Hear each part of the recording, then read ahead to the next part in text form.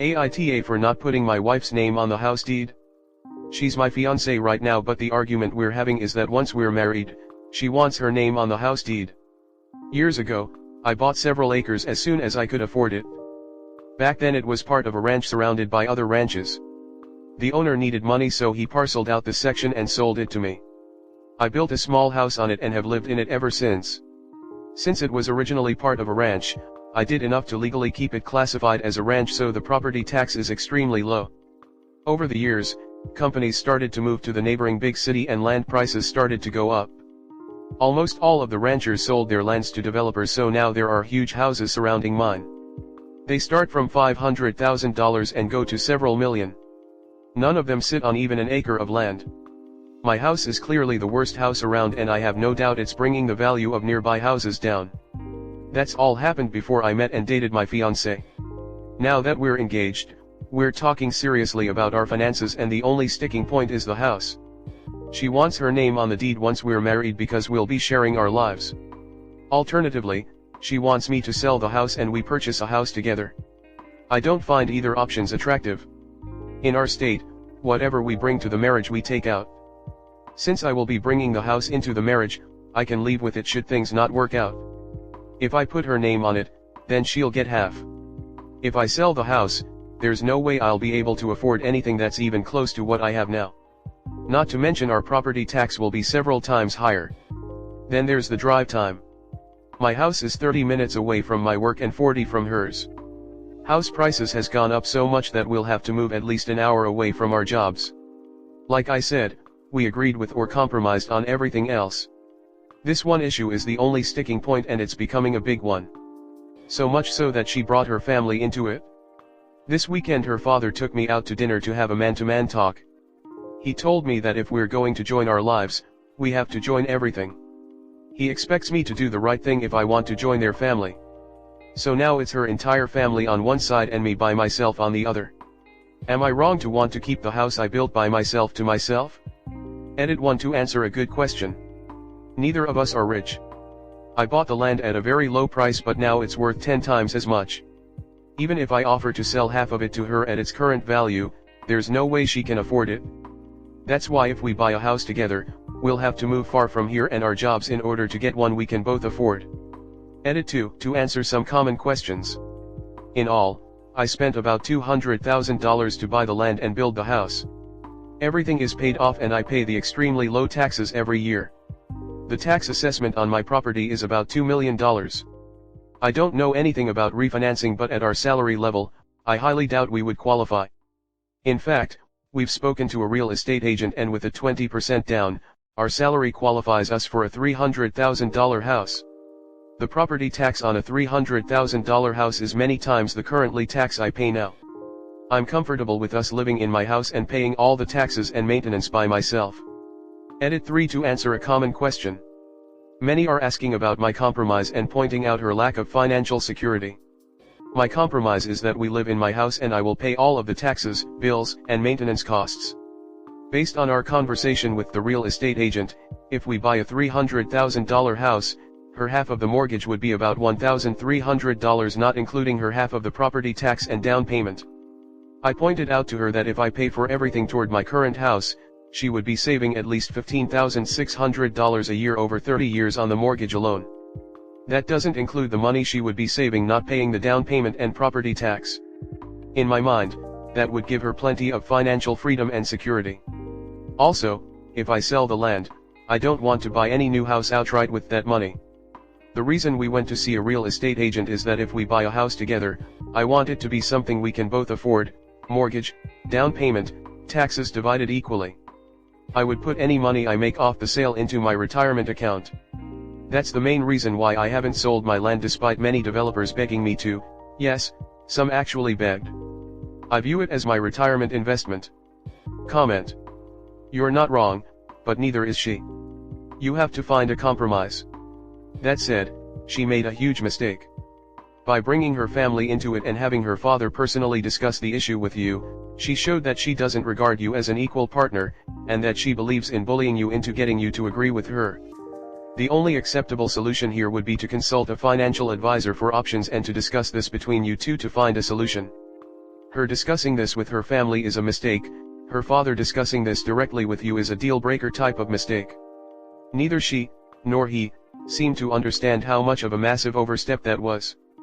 Would you think it okay that your in-laws weigh in on your childbearing decisions? One thought with regard to a solution is to have a legal document drawn up that requires you to pay her 1/2 of the net value from month of marriage to month of transfer.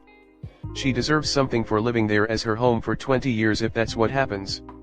Since she didn't invest the money in the first place, I see your point of the current value solely being yours and not hers, but from the point of marriage on, she will be investing in the property. That makes it collectively both of yours. Have an appraisal done and you should be good to go. Bear in mind, I think you have a larger issue than just this property ownership. I can see from all the way here in Indiana that your fiancé has beautiful sparkly eyes, but those are actually dollar signs. Think about what people would do for $1 million. I'm not saying she doesn't love you, but I'm saying people get killed for less. The fact that she doesn't come from money makes me a little more suspicious. Involving her family? Super suspicious. I think I'd throw a test out. I'd tell her that you're leaving the property to a non-profit. Something you would support so it doesn't get suspicious. Maybe a battered women's shelter? It would be nice to know what she would do in that situation. Information is a wonderful thing to have. Had his priorities straight early in life and it has paid off in spades for him. A paid-off house with low taxes is practically a dream for most salaried or hourly workers.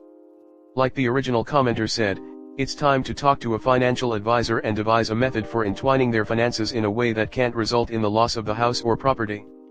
I hope it's possible. Honestly, if I were in Op's shoes, I wouldn't want to marry a woman so hung up on such a thing. I think Op could contribute to a fund for his wife. A home down payment nest egg for that just-in-case scenario. This way, Op is directly investing in his wife's security and future. If that's not enough, then I don't know. Maybe Yadu got a gold digger after all. This is a really good point. I was forced to sell my house after my husband had a stroke in 2020, and we ended up having to rent. The house couldn't be modified to meet his needs without hundreds of thousands of dollars that we didn't have. We'll be renting for the foreseeable future, and maybe forever, because the housing market is awful and I can't regain what I lost. If I had what Op has, I wouldn't risk it either. You have nothing to back up your assumption that she can't afford her 10% of the down payment. They've consulted a professional on this, so it's safe to assume that she can. She just doesn't want to live in, and contribute to, a house that isn't ever really going to be her home. There is likely a compromise which works better for both of them if they sit down with an independent financial advisor. Involving her family was childish, but the rest isn't. Plenty of people aren't comfortable with the setup as it would leave them homeless should the marriage break down. Wanting to make sure she's not at a disadvantage isn't childish. I agree.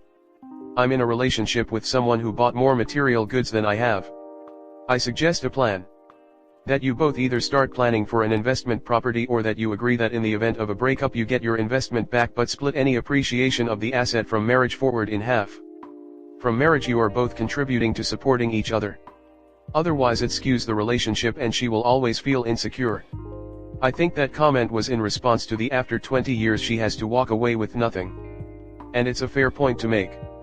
If she's currently paying for a place to live and she doesn't have to do that any longer living with Op, she has the ability to really build a good savings account because she doesn't have to pay housing expenses. The only way she would walk away with nothing is if she spends all her money instead of smartly investing it. Right now, she can get a 5% interest savings account and let her money just grow and grow. Would eventually have enough money to buy a whole house of her own. Next story 2. AITA for making plans to spend my son's first Christmas with my mill and not my parents. My mill is an incredible woman. She was a single mom of 3 kids for most of their lives. Their father not a good person and they were glad to get away from him when they were older, though he wasn't the most consistent anyway and never helped Mill at all. My husband thinks the world of her and was upfront when we met that he was a mama's boy. Not the codependent or toxic type. But his mom was his sole role model growing up and he always said he would help her in any way he could once he was an adult. I met her after dating my husband for 3 months and I fell in love with her quicker than my husband LOL.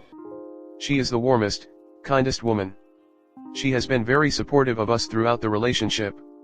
When we graduated college she bought us a joint gift since we were moving right in together. She also gave me the sweetest card that I had laminated and I keep it and treasure it. I have a decent relationship with my parents. They did their best when I was a kid. But once I flew the nest, they were way less invested in my life.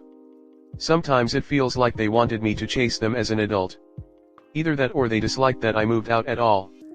But after a year of college they started traveling the world and we didn't see each other often. I would call but sometimes they were busy. So the relationship wasn't very close or consistent. One of the times I flew out to see them they weren't even there. During my wedding they wanted to be more involved than they were, but they were in another country for most of that time. They would expect me to stay up late to go over wedding plans with them, and they also didn't want to fly in for fittings for their outfits and yet were jealous that I went with Mill for hers. They moved back home in 2020, just before the whole world shut down. When I announced my pregnancy, my Mill was the one who would call and check in on me and who joined me for some appointments when my husband couldn't make them. My parents were always busy. Mill even brought me food in the later stages of my pregnancy when I was too sore and too sick to do anything. She has also been an amazing grandma and support. My parents expect me to do all the visiting with the baby. My husband and I wanted to stay home for Christmas this year and we asked Mill if she'd like to join us. She said yes. My parents asked if we would spend Christmas with them.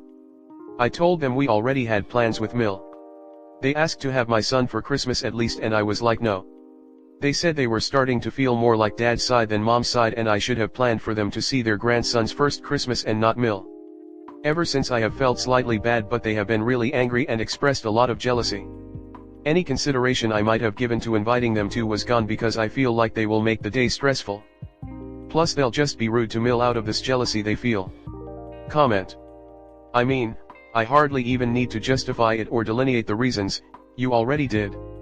There's no question here, do what you want. It's not out of spite, you just made the plans you want. They have made themselves distant, and no, they don't get to ask to have your son with them at least, like, without you? Yeah, no. Especially when it's Op's son's first Christmas, hell no. If they wanted to be more involved with Op and their grandchild's life, then they shouldn't have been too busy and expecting Op to go to them. I experienced this exact same dynamic. My mom has always expected mom's side to supersede dad's side. But I simply do not play that game. I try to make it all as equal as possible, but at the end of the day, I do what is best for my children and honestly, my own mental health. Can I just add how nice it is to read about a lovely Mill? This woman sounds amazing and wants to be there for you, and honestly with her in your life, you are well ahead of the bullshit your parents are trying to manipulate you into. Take your Mill as an example of what a good relationship should be and let your parents figure out why they are in the position they are in. I love both my parents and my in-laws, and luckily we live pretty much equidistant from both. The one thing my mom said to me when I got married was that my family was now my husband, and later on, my kids too. Christmas morning is for the kids, and they should experience it at home. So, we've always had Christmas morning at home. Your parents should be happy that you have such a good rapport with Mill. It's rare that you have that kind of connection, and she sounds wonderful. It's perfectly normal to want to spend your baby's first Christmas in your own home. You should not be expected to travel, and your Mill was awesome to volunteer to come over and spend it with you guys. I think it's telling they said they thought of themselves as the dad's side. Like, WTF. Are they implying that dad's birth family isn't as important, or doesn't deserve to be as present? And now they are sulking like children? You obviously made the right choice. Keep this behavior in mind for the future. They sound like they'd say not so nice things about you and husband when you guys aren't around, or they will hold your boundaries against your baby. I'd keep an eye on them in the future.